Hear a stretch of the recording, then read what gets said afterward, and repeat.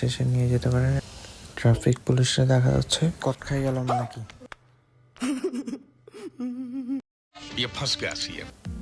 OMG, আমি তো ভয় পেয়ে গেলাম, ভাবলাম আমার মনে হয় সিগন্যাল দিছে, তো আমার না দিল টেম্পল। আরে আল্লাহ জানে আঙ্কেলের কি অবস্থা হয়। চকবাজার এলাকায় বাইক এবং অন্যান্য গাড়িগুলোকে তেমন একটা সিগন্যাল দিতে দেখি না, কিন্তু লোকাল গাড়ি যেহেতু বেশি চকবাজারে, সেজন্য এগুলো একটু চেক করে বেশি। কারণ হচ্ছে অনেকে অন্য লাইনের গাড়ি এই লাইনে চলে আসে, যার কারণে ট্রাফিক পুলিশ একটু চেক করে বেশি। আমার মতো সব গাড়ি চেক করেই ভালো।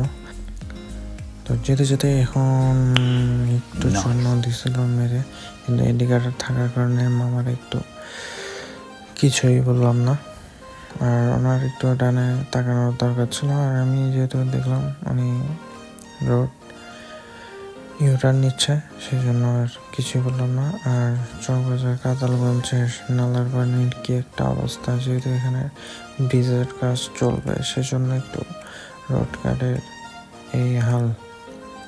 দিন দিন চট্টগ্রামে যে এক অবস্থা হচ্ছে, সামনে হচ্ছে রোজার মাস, যদি এভাবেই থাকে তাহলে রোজার মধ্যে মানুষের অবস্থা কি হবে আপনারাই চিন্তা করে কমেন্টের মধ্যে জানাবেন।